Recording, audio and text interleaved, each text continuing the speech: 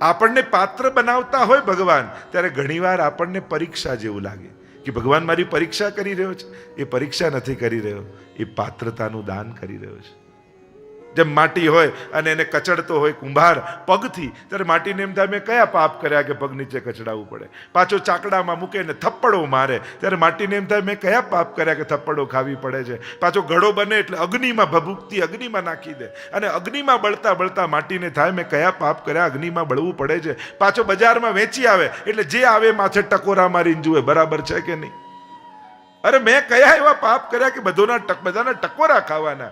પણ એક દિવસ વૈષ્ણવ આવ્યો, ખરીદીને લઈ ગયો માટલું, અપરસ કરી કૂવામાંથી જળ ભરીને માટલામાં ભર્યું અને ઠાકોરજીની ઝારી લઈને આવ્યો અને માટલામાંથી ઝારી ભરી. ત્યારે એને સમજાયું કે આટલા ટકોરા ન ખાધા હોત તો ઠાકોરજીની ઝારી ભરવાનું પુણ્ય ન મળ્યું.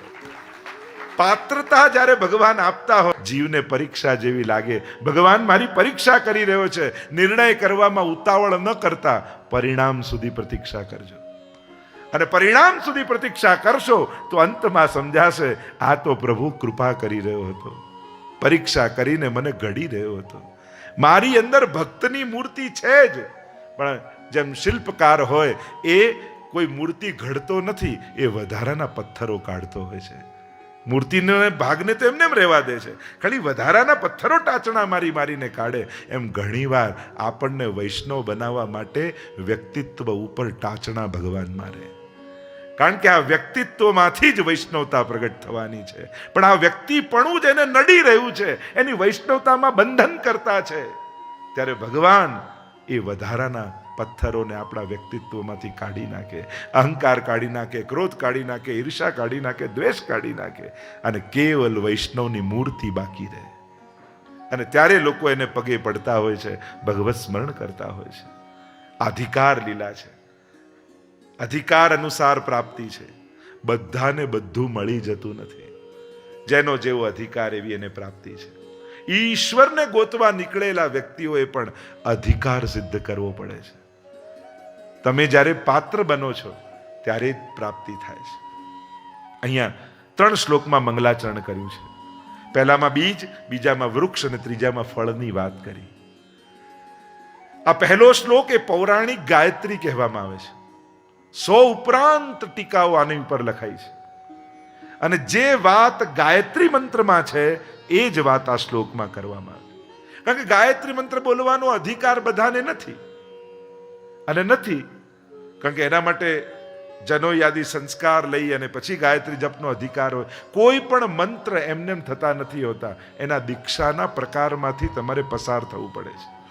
અને જ્યારે યોગ્ય રીતે દીક્ષા પ્રાપ્ત કરો પછી જ મંત્રોના જાપ ફલિત થતા હોય છે. એમને કોઈ મંત્ર કરાતા નથી. ગાયત્રી મંત્ર પણ એવો જ વિશિષ્ટ મંત્ર છે. ગાયત્રી એ છંદનું નામ છે, એટલે લોકોએ દેવીની ભાવના કરી. બાકી ગાયત્રી મંત્ર તો પરબ્રહ્મનો સૂચક અને દ્યોતક છે. અને જે વાત ગાયત્રી મંત્રમાં છે, એટલે કે ભાગવતનું બીજ આ ગાયત્રી મંત્ર છે, વેદનું બીજ એ ગાયત્રી મંત્ર છે. જો મહાપ્રભુજી પણ કેવી કૃપા કરે છે. જેને ઓમ બોલવાનો ગાયત્રી બધાને અધિકાર નથી, હવે બોલવાનો અધિકાર નથી, પણ મહાપ્રભુજીએ કૃપા કરવી છે કે આ જીવો, એટલે નામ છે સ્ત્રી શુદ્રાદુદ્ધતિ ક્ષમા, એટલે કે દુઃખી સ્ત્રીઓને શુદ્રોનો ઉદ્ધાર કર્યો એ અર્થ નથી થતો. જ્યાં જ્યાં અધિકાર નહોતો એનો પણ મહાપ્રભુજીએ કૃપા કરીને અધિકાર આપ્યો છે. એવી કૃપા મહાપ્રભુજીએ કરી. તો જેમ સ્પષ્ટ દીક્ષા વગર ઓમ ન બોલી શકે, તો મહાપ્રભુજી એવી કૃપા કરી. 16 ગ્રંથમાં પહેલો જ ગ્રંથ યમનાષ્ટક આપ્યો. કારણ કે ઓમ એટલે શું? અ ઉ મ. તમે યમનાષ્ટક જ્યારે બહેનો બોલે, નમામી યમુના અહમ, અ ન મામી યમુ ઉ મહમ મ. પહેલા 3 શબ્દમાં અ ઉ મ, અને તમે યમનાષ્ટક બોલતા બોલતા ઓમકાર બોલી પણ લો અને સ્પષ્ટ રીતે બોલવો ન પડે. ઘણી બધી ગહન બધી ચર્ચાઓ હમણાં એમાં ન પડતા. તો આ જે શ્લોક છે એ ગાયત્રી. આइए उसका गान करते. जन्माद्यस्य यतोऽन्वया दितरत चार्थे स्वभिज्ञ स्वरा તેને બ્રહ્મરુદાય આદિ કવયે મુહ્યંતિ યત સૂરય તેજો વારી મૃદામ યથા વિનિમયો યત્ર ત્રિસર્ગો મૃષા ધામ્ના સ્વેન સદા નિરસ્તકુહકમ સત્યમ પરમ ધીમહિ. સબ બોલે સત્યમ પરમ ધીમહિ. સત્યમ પરમ ધીમહિ. સત્યમ પરમ ધીમહિ. અમે પરમ સત્યનું ધ્યાન ધરીએ છીએ. એ પરમ સત્ય કોણ છે? જો એટલે જ દરેક પુરાણો એ એમના નામથી છે. અહીંયા કૃષ્ણમ પરમ ધીમહિ પણ કહી શકત, પણ એ કૃષ્ણને પરમ સત્ય રૂપે સ્થાપિત કરવા છે એટલે શરૂઆત સત્યમ ધીમહિથી કરી. કારણ કે એ સત્ય કોણ છે એ જ્યારે ભગવાન ગર્ભમાં આવશે ને દેવકીજીના, ત્યારે દેવતાઓના મુખે સ્તુતિ કરાવી. સત્યવ્રતમ સત્ય પરમ ત્રિસત્યમ સત્ય સયોની નિહિતમ ચ સત્ય. આ સત્યાત્મકમ એ તો કૃષ્ણ છે. પરમ સત્ય એ છે. એટલે દરેક પુરાણ તો જો નારદ પુરાણ અથવા તમે ભવિષ્ય પુરાણ, જે વિષય હોય એના પરથી એ પુરાણોનું નામ છે. વરહા પુરાણ, તો ભાગવતને કૃષ્ણ પુરાણ કેમ ન કહ્યું? નામ આપ્યું ભાગવત, શ્રીમદ ભાગવત. નહીં તો ખરેખર તો કૃષ્ણ પુરાણ જ કહી દેવું જોઈએ.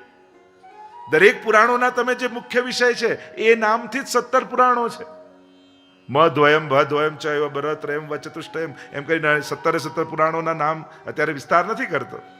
મત્સ્ય પુરાણ કે માર્કંડેય પુરાણ કે અન્ય જે પુરાણો છે એની જે ચર્ચા છે, પણ સત્યરૂપ કૃષ્ણને સ્થાપિત કરવા છે.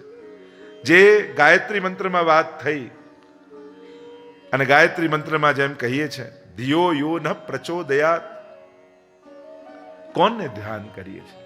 જે પરમમ છે એને ધ્યાન કરાય. જન્માદ્યસ્ય યતઃ, બ્રહ્મસૂત્ર છે ને એનું પહેલું સૂત્ર છે જન્માદ્યસ્ય યતઃ શાસ્ત્ર યોનિત્વાત.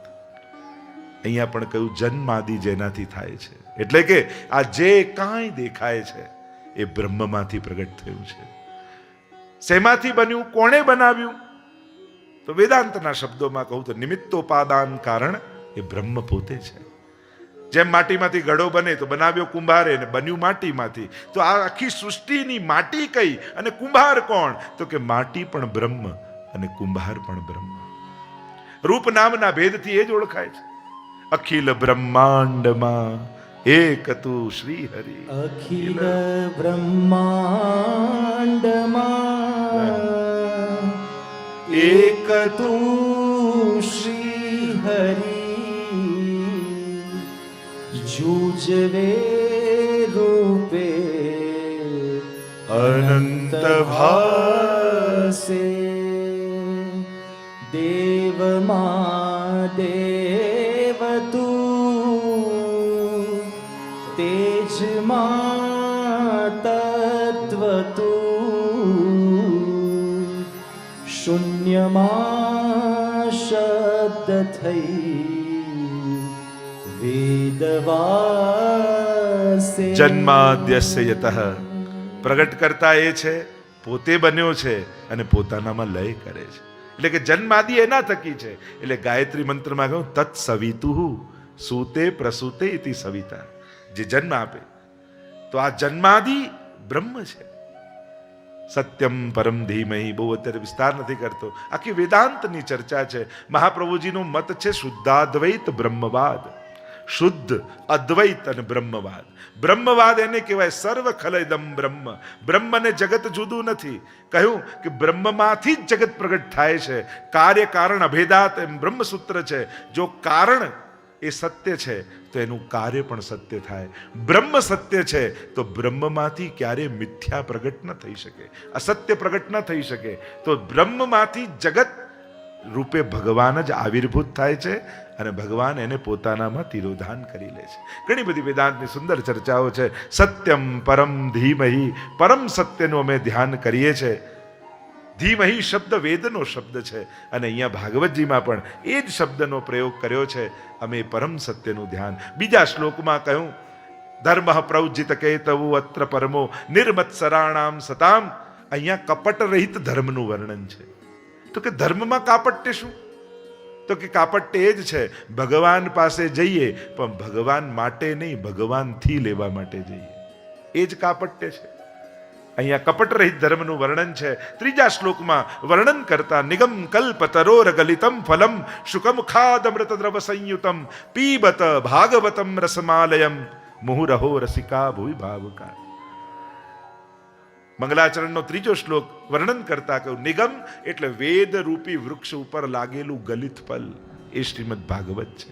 નિગમ કલ્પ તરોર ગલિતમ ફલમ. અને આ ગલિત ફળ એવું છે એમાં ઠાળ નથી, ઠળીઓ નથી ને છાલ નથી, કોઈ પણ વસ્તુ ત્યાજ્ય નથી. આ રસરૂપ છે અને એટલા માટે જ કહ્યું પીબત. આજ્ઞાર્થ શબ્દનો પ્રયોગ કર્યો. પીઓ, પાન કરવાનું, કારણ કે આ તો રસરૂપ છે.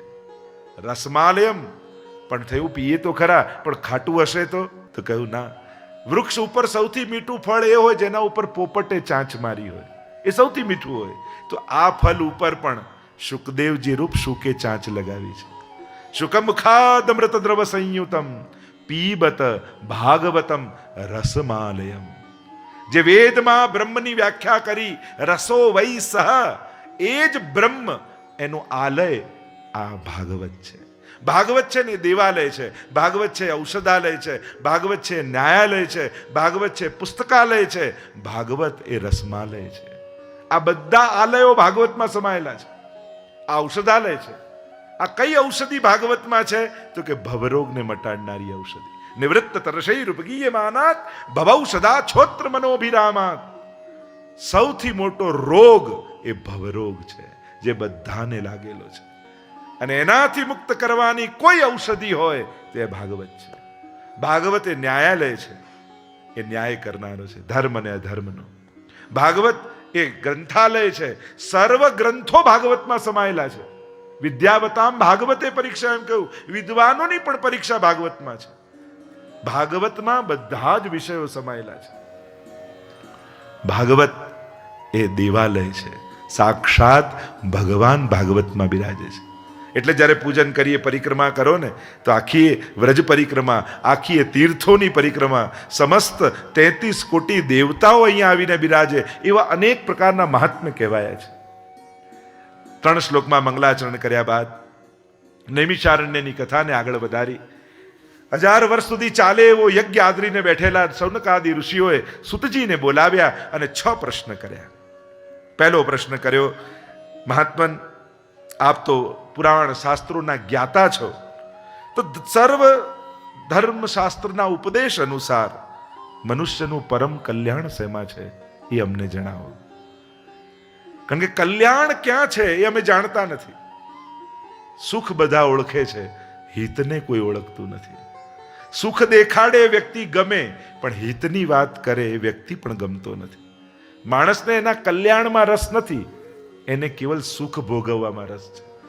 પણ દરેક મળતી વસ્તુ, દરેક સુખ આપતી વસ્તુ એ હિતકારક જ હોય એ જરૂરી નથી. એટલે માણસે પહેલા હિતનો વિચાર કરવો અને પછી સુખનો વિચાર કરવો. તો મનુષ્યનું પરમ કલ્યાણ શેમાં? બીજો પ્રશ્ન કર્યો, સર્વશાસ્ત્ર અનુસાર અમને સાર સંભળાવો દરેક શાસ્ત્રોનો, જેનાથી અમારું અંતઃકરણ પવિત્ર થઈ જાય. શાસ્ત્રને સાંભળવાનો આગ્રહ. આપણે તો ગ્રંથોની બુકો જોઈને કે આપણા તો કામનું નહીં હો, આ બધું એનું વોલ્યુમ જોઈને જ એમ થાય કે આપણા તો કામનું નહીં. અને હિન્દુ જ્યારથી ધર્મગ્રંથોથી દૂર થયો ત્યારથી જ આપણા સમાજમાં અંધશ્રદ્ધાઓ ફેલાઈ. વ્યક્તિઓ છેતરી જશે, શાસ્ત્રો ક્યારેય નહીં છેતરે. મૂળ ધર્મગ્રંથોને વાંચવાનો આગ્રહ રાખો. દરેકના ઘરમાં ગીતાજી, ભાગવતજી, રામાયણ, 16 ગ્રંથ આટલા તો બિરાજવા જ જોઈએ. ભલે વાંચતા નહીં, રાખો તો ખરા, ક્યારેક વાંચવાની ઈચ્છા થશે. દરેકને ધર્મ ગ્રંથ, એટલે આપણે જો ગ્રંથોત્સવ કર્યો હતો હમણાં ગયા વર્ષે, બધાના લાખો હજારોના ઘરમાં ભાગવતજી, ગીતાજી, 16 ગ્રંથ બધાને નિશુલ્ક ઘરે ઘરે આપણે વિશ્વભરમાં પહોંચાડ્યા. કારણ કે લોકો ગ્રંથ વાંચતા થાય. મૂળ, કારણ કે આપણા ધર્મનું જ્ઞાન ક્યાંથી આ કોઈ ટીવી સિરિયલ જોઈને, કોઈ એકાદ પેજ છાપાનું વાંચી લઈએ, કોઈ મેગેઝિનનું વાંચી લઈએ, ક્યાંક કોઈને થોડા ક્લિપો, નાની નાની રીલ ને ક્લિપો સાંભળી લઈએ અને પછી જે કન્ફ્યુઝ થઈએ આપણે. અરે એ બધાને જમાડે છે કે મારે એને ભોગ ધરવાનો છે, એ બધાને જગાડે છે કે મારે એને જગાવવાનું છે, એ બધાને સુવડાવે છે કે મારે એને સુવડાવવાનું છે. કોઈ કહે કે તમારી અંદર ભગવાન છે, કોઈ કે તમે જ ભગવાન છો, કોઈ કે તમારે ભગવાનની સેવા કરવાની છે, કોઈ કે તમે ભગવાનનો અંશ છો. આમાં સાચું શું? એટલે કે જ્ઞાન માર્ગ, કર્મ માર્ગ, ભક્તિ માર્ગ, એ ત્રણેયની એવી ખીચડી થાય કે આપણે ઓલવેઝ કન્ફ્યુઝ રહીએ. આ બધું તો બહુ અઘરું હો. અઘરું કાંઈ નથી. Knowledge proper way. આપણી તકલીફ બધાની એ છે, ઓથેન્ટિક પર્સનો પાસેથી નોલેજ આવતું નથી આપણું. અને એટલા માટે આપણે ધર્મમાં પણ હંમેશા કન્ફ્યુઝ રહીએ છીએ.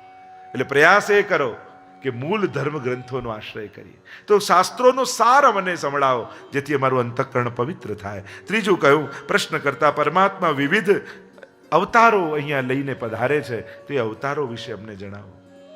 ચોથો પ્રશ્ન કર્યો, પરમાત્મા શ્રી કૃષ્ણ જે મંગલ કાર્ય કરવા માટે ભૂતલ પર પધાર્યા, તો એમના અવતારનો હેતુ શું હતો? કેમ પધાર્યા? સ્વયં ભગવાનને કેમ આવવું પડ્યું? આટલા અવતારો તો થયા, પછી ભગવાન પોતે કેમ આવ્યા? પાંચમો પ્રશ્ન કર્યો, ભગવાન શ્રી કૃષ્ણની વિવિધ લીલાઓ વિશે અમને વર્ણન કરો. અને છઠ્ઠો પ્રશ્ન કર્યો કે ભગવાન જ્યારે સ્વધામ પધાર્યા પછી ધર્મ કોના શરણે ગયો એ અમને કહો. કારણ કે જ્યારે ભગવાન પોતે ભૂતલ પર હોય એટલે કે ગ્રંથ પ્રમાણે બે પ્રકારના ટાઈમ પીરિયડ હોય, એક અવતાર કાલ, બીજો અનવતાર કાલ. શાસ્ત્ર પ્રમાણે જ્યારે ભગવાન પોતે આ પૃથ્વી પર હોય છે એ સમય પીરિયડને કહેવાય છે અવતાર કાલ, કે હમણાં ભગવાનનો અવતાર છે. અને ભગવાન જ્યારે શાસ્ત્ર પ્રમાણે આ ભૂતલ પર ન હોય એ સમય પીરિયડને કહેવાય અનવતાર કાલ. ભગવાનની હાજરી હોય પણ પ્રગટ અવતાર ન હોય. તો ભગવાન જ્યારે સ્વધામ પધારી ગયા, કારણ કે ભગવાન જ્યારે આ ભૂતલ પર હોય, અવતાર કાલ ચાલતો હોય, ત્યારે ધર્મ ભગવાનની શરણમાં હોય છે. સાક્ષાત ધર્મ રૂપ ભગવાન પોતે હોય છે. વિગ્રહવાન ધર્મ રામો વિગ્રહવાન ધર્મ, એમ કહે સાક્ષાત ધર્મનો વિગ્રહ પોતે હોય ભગવાન. પછી કોના શરણે ધર્મ ગયો? જો ભાગવતની તો મહત્તા એમ કહેવાય છે, જ્યારે પ્રભુ સ્વધામ પધારી રહ્યા હતા ત્યારે ઉદ્ધવજી આવીને વિનંતી કરે છે કે પ્રભુ આ પ્રગટ રૂપે આ ભૂતલ પર નહીં હો તો અમે આપનો અનુભવ ક્યાં કરીશું, કઈ રીતે કરીશું? અને ત્યારે ભગવાને પોતાનું સમગ્ર તેજ શ્રીમદ ભાગવતમાં પધરાવ્યું અને ઉદ્ધવને કહ્યું, જ્યારે પ્રગટ રૂપે હું ન હોઉં ત્યારે ભાગવતમાં તને મારો અનુભવ કરાવીશ. એટલે ભાગવત એ સાક્ષાત ભગવાનનું આ વાંગમય રૂપ છે, વાણીમય રૂપ છે. 6 પ્રશ્નો કર્યા અને મનુષ્યનું પરમ કલ્યાણ શેમાં છે એ સમજાવતા સુતજી બોલ્યા, સવૈ પુંસામ પરો ધર્મો યતો ભક્તિરધોક્ષજે અહૈતુક્ય પ્રતિહતા યયાત્મા સંપ્રસિદતિ. સવૈ પુંસામ પરો ધર્મો, મનુષ્યનું પરમ કલ્યાણ અધોક્ષજ ભગવાનની ભક્તિમાં છે. અહેતુકી અને અપ્રતિહતા ભક્તિ. જો નારદજી ભક્તિ સૂત્રો આપ્યા છે, નારદજીનું ભક્તિ માર્ગમાં બહુ મોટું યોગદાન છે. આ તો આપણે લોકોએ બધા નારદજી આ બધા પાત્રોને સિરિયલો જોઈને હસીના પાત્રો ગણી લીધા.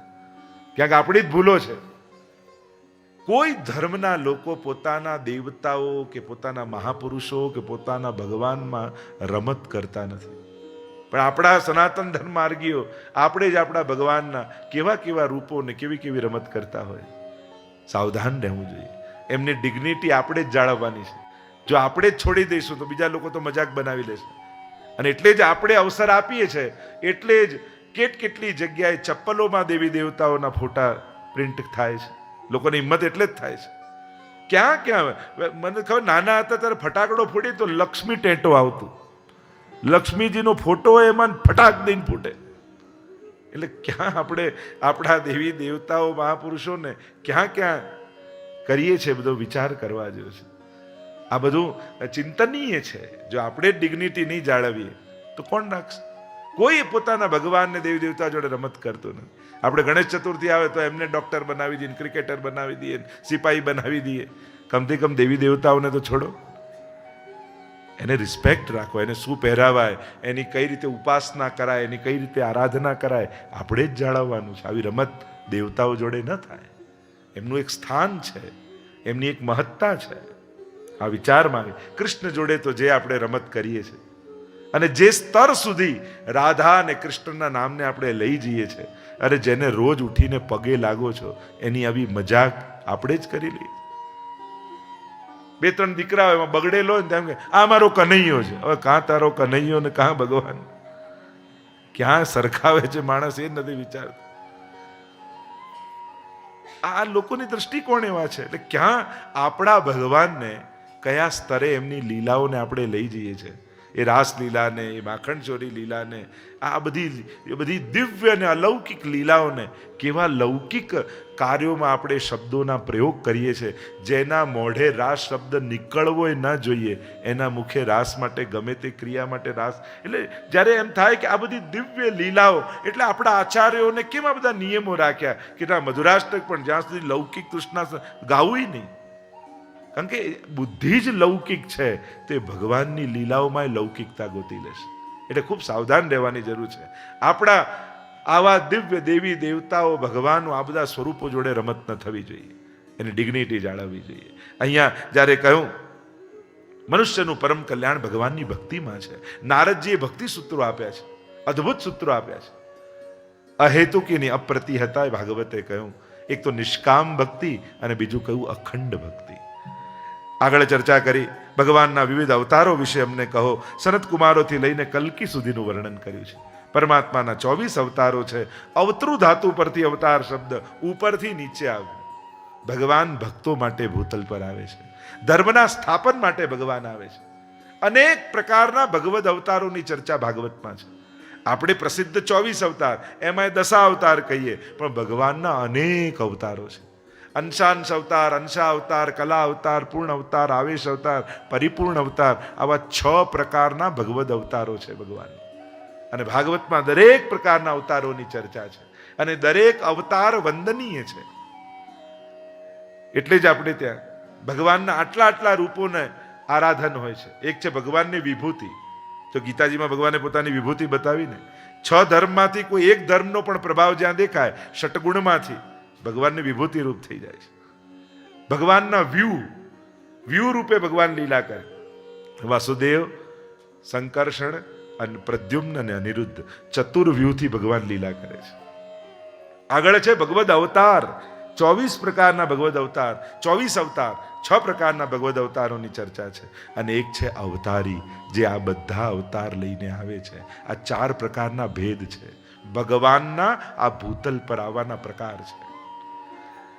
અવતારની ચર્ચા કરી છે, 24 અવતારોની ચર્ચા કરવામાં આવી. આગળ ચરણના મહાત્માનું વર્ણન કર્યું કે જે ચરણને ભજે છે એ જ ભગવદ લીલાને જાણી શકે છે. આગળ 4 પ્રકારના પ્રશ્નો કર્યા. ભાગવત સંબંધી, ભાગવતના કર્તા સંબંધી, ભાગવતના વક્તા સંબંધી અને ભાગવતના શ્રોતા સંબંધી.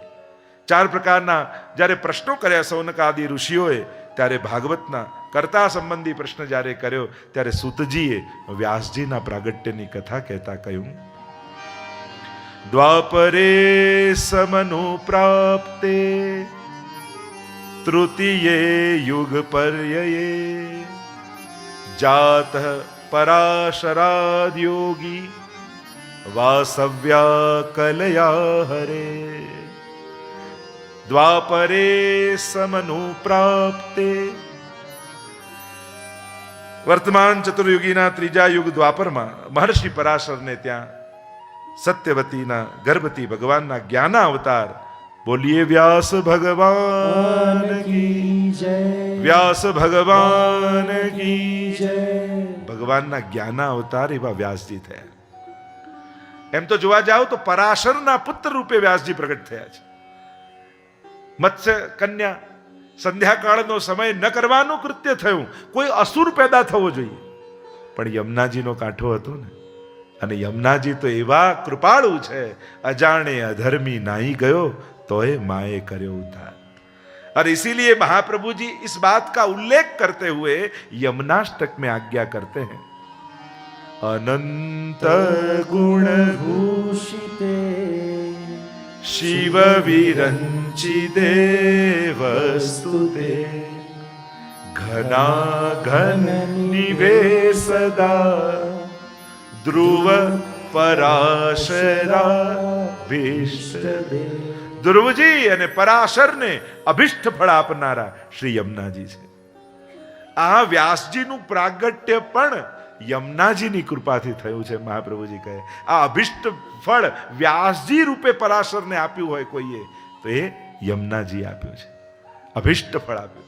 ધ્રુવજી પણ તપને કારણે પ્રભુને નથી પામ્યા, પણ નિત્ય મધુવનમાં યમુનાજીના પાન કરીને તપ કર્યા, એટલે યમુનાજીએ કૃપા કરી અને ધ્રુવજીને ઈશ્વરની પ્રાપ્તિ કરાવી છે.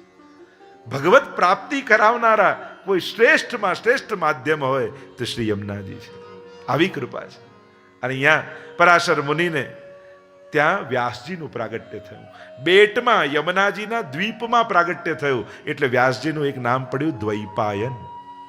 વેદોનો વિસ્તાર કર્યો એટલે કહેવાયા વ્યાસ. બોર ખાઈને રહેતા એટલે નામ પડ્યું બાદરાયણ. કાળા હતા એટલે કૃષ્ણ દ્વૈપાયન વ્યાસ કહેવાય. અનેક અનેક સ્વરૂપોની ચર્ચા છે. 17 પુરાણોની રચના વ્યાસજીએ કરી. હજી મનમાં સંતોષ નથી. વેદોના વિસ્તાર કર્યા, 4 વેદ કર્યા એકમાંથી, મનમાં હજી તૃપ્તિ અને સંતોષ નથી. મહાભારત જેવો જયગ્રંથ લખ્યો, 1,00,000 શ્લોક, હજી મનમાં સંતોષ અને આનંદ નથી. શોકાતુર થઈને પોતાના આશ્રમમાં બેઠા છે. આટલા ગ્રંથોની રચના કરી છતાંય મનમાં પ્રસન્નતા કેમ નથી? એવું તો શું ખૂટે છે?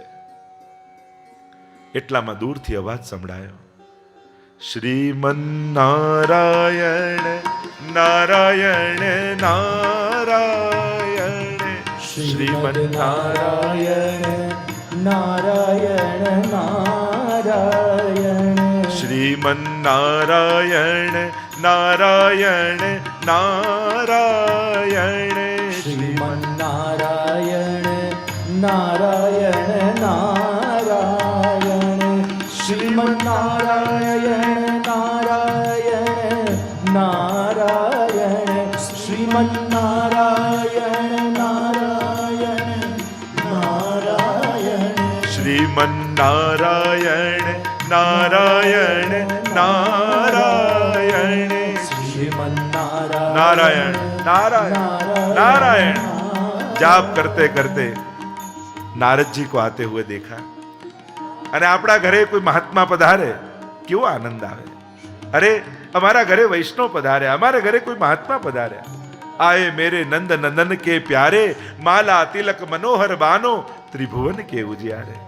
પ્રસન્ન થઈ ગયા, ઉભા થઈ ગયા વ્યાસજી. પધારો પધારો પધારો કરીને નારદજીને પધરાવીને લાવ્યા. ચર્ચા થઈ છે, આટલા ગ્રંથોની રચના કરી છતાંય મનમાં પ્રસન્નતા કેમ નથી, આનંદ કેમ નથી? ત્યારે નારદજીએ ખુલાસો કરતા કહ્યું, વ્યાસજી આપે ધર્મનું તો વિસ્તારથી વર્ણન કર્યું, પણ ધર્મીનો વિમલ યશ નથી ગાયો. અને ત્યાં સુધી પ્રસન્નતા કેમ ક્યાંથી આવે જ્યાં સુધી આનંદ રૂપ કૃષ્ણની કથાને ન ગાઓ.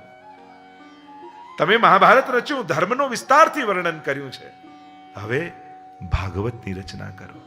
કારણ કે વિશુદ્ધ ભક્તિ જ હૃદયમાં પ્રસન્નતાનું કારણ બની શકે છે. નારદજીએ કેવલ ઉપદેશ નથી આપ્યો, પ્રેરણા આપી છે.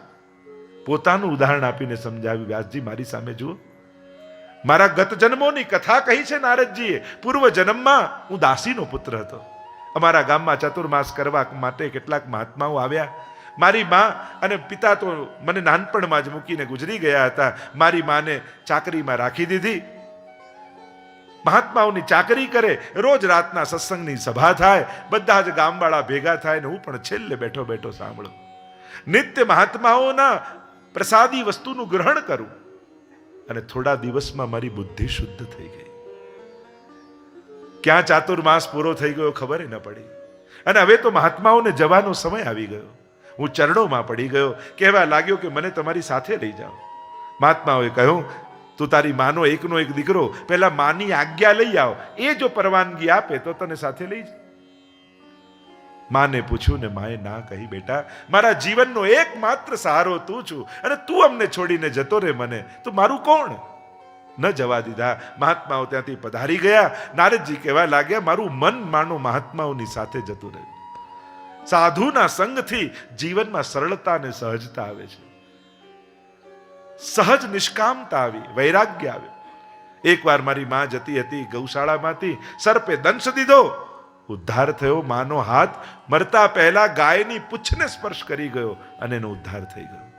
હવે તો કોઈ રોકનારું હતું નહીં, ટોકનારું હતું નહીં. ઉત્તર દિશા તરફ મેં પ્રયાણ કર્યું. નદીઓ, પર્વતો, વનોને પસાર કરતા કરતા એક વિશાળ વટવૃક્ષ દેખાયું. એની નીચે બેસીને જ્યાં આંખ બંધ કરીને ધ્યાન કર્યું, ધ્યાનમાં પરમાત્મા આવ્યા. કહ્યું, નારદજી આ જન્મમાં તમને મારો અનુભવ નહીં થાય. પ્રલય કાળ નજદીક આવી રહ્યો છે, બધું જળમાં ડૂબી જશે.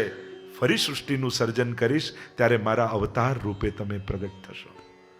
અને જેમ પરમાત્માએ કહ્યું એમ જ થયું અને સૃષ્ટિનું પુનઃ સર્જન કર્યું. ત્યારે ભગવદ અવતાર રૂપે નારદજીનું પ્રાગટ્ય થયું. બોલીએ નારદ ભગવાન કી જય.